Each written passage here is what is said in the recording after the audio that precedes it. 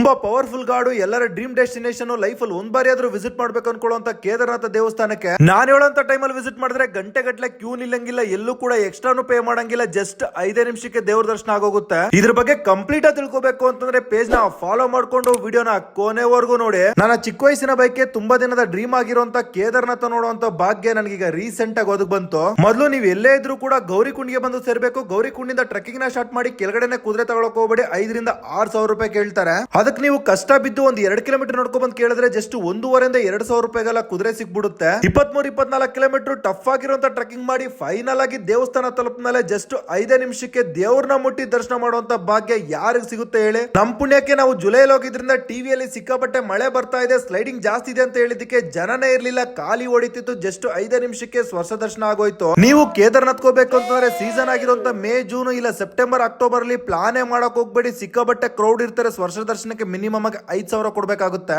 ಅದು ಬಿಟ್ಟು July August ಅಲ್ಲಿ ಪ್ಲಾನ್ ಮಾಡ್ಕೊಳ್ಳಿ. ಸ್ವಲ್ಪ ಮಳೆ ಜಾಸ್ತಿ ಇರುತ್ತೆ. ಟಿವಿಲ್ ತೋರ್ಸಲ್ಲ ಒಳಗೆ ಸಿಕ್ಕಾಪಟ್ಟೆ ಭಯಂಕರವಾಗಿ ಸ್ಲೈಡಿಂಗ್ಸ್, ಮಳೆ ಎಲ್ಲ ಏನು ಇರಲ್ಲ. ಜೊತೆಗೆ ಆಫ್ ಸೀಸನ್ ಆಗಿರೋದ್ರಿಂದ ಫುಡ್ ಸ್ಟೇ ಎಲ್ಲ ಸಿಕ್ಕಾಪಟ್ಟೆ ಕಮ್ಮಿ ಇರುತ್ತೆ. ಸೊ ವಿಡಿಯೋ ಇಷ್ಟ ಆಗಿದ್ರೆ ಲೈಕ್ ಮಾಡಿ. ನೆಕ್ಸ್ಟ್ ರೀಲ್ ಅಲ್ಲಿ ಬಜೆಟ್ ಅಲ್ಲಿ ಕೇದಾರನಾಥ ಟ್ರಾವೆಲ್ ಮಾಡೋರಿಗೆ 3 ಟೈಮು ಫ್ರೀ ಊಟ ಕೊಡುವಂತ ಒಂದು ಬೆಸ್ಟ್ ಜಾಗನ ತಿಳಿಸ್ಕೊಡ್ತೀನಿ.